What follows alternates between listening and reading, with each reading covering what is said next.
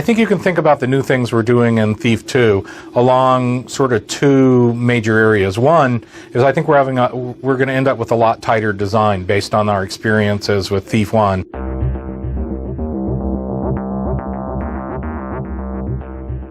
The second thing that is going to be new about Thief 2 is we're going to improve the technology of the engine some. New power-ups, new creatures, a larger number of things that really affect the gameplay. Hopefully we'll be able to expand a little bit. Although we don't want to change the nature of sound in Thief. We don't want to have like disco tracks in the background.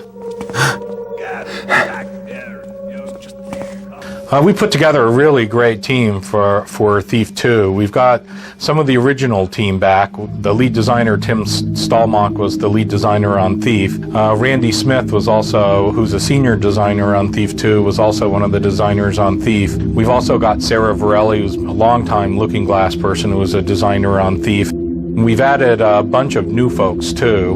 We've got Emil Pagliarulo, who was the editor-in-chief at Adrenaline Vault.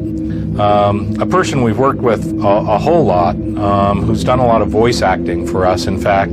She's a really talented designer, too, Terry Brocious. Another new designer is Mike Krzyzanowski, who's a longtime game player, and he's come up with some really fresh, exciting new ideas. Rich Carlson, ZDIM to the Quake community out there. Another really talented designer Rich brought along with him from Ion Storm is Ika. Ika's working on some really exciting levels, and his work's really turning out terrific. We've also got a designer away from Reality Bites, who he had worked on Dark Vengeance in the past, Raphael Brown. And we've got a little bit of extra assistance from Mike Ryan, who worked on the original Thief and was also a designer on System Shock 2.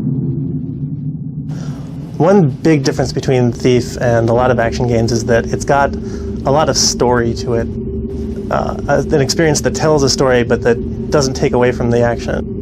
At no given time are we pulling you out of the game. You get some information in your briefing and some information in cutscenes. You hear some of it like overheard in conversations that we stage. All told, I think I counted up one day like 7 or 8 like individual little ways that we send out little tiny packets of story at you. You gotta stop jumping at nothing. Ah! The game concept in Thief was developed in stages. We actually started off with a completely different game, Dark Camelot, where it was this sort of Arthurian setting, but Modred was the hero, King Arthur was this, corrupt despot, and there was this sort of like swashbuckling fight of the underdog against the oppressor. One of the biggest challenges in working with Thief 2's fiction is trying to get all the mission designs well integrated into the plot. When we worked on the Thief plot, it was plot first and then missions came out of that. In this case, we tried to think of really good missions first, and then there's a little bit of retrofitting work in terms of getting the plot to work well around the missions. All the time that you're finding out the story in Thief, you're also playing the game. It's integrated. I'm working on a level called Song of the Caverns, and I really can't say too much more about it because it's a secret. I guess one of the things that I enjoy most about designing Thief levels and working on Thief is trying to find multiple ways for a player to solve any given problem. Who's noising about then?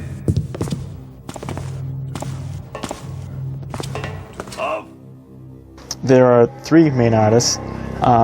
There is me, who's lead artist. Mark's such a fanatic. When he took his vacation, he went to Europe this year and took a camera along with him and took thousands of pictures. Then there's Daniel Thrawn, who is working on the cutscenes, doing recurring roles that he did in Thief 1. And he's having Jen Herbata to help him. She's doing both 3D modeling and some artwork in support of Dan's work on the cutscenes. It's a lot more interesting to do artwork for cutscenes where you really have a feeling for the character. I am a collector, Mr. Garrett, but there are some items that are not available for purchase. They must be acquired using other means. Matt Gilpin right now is working on, he's the only artist on Thief Gold. Probably the best thing for Thief is it really gives a mood, like a feeling. You have a very good sense of environment. Oh, well. Hey! Karen Wolf is helping on the briefings. Karen is very talented, and she worked on Flight 3.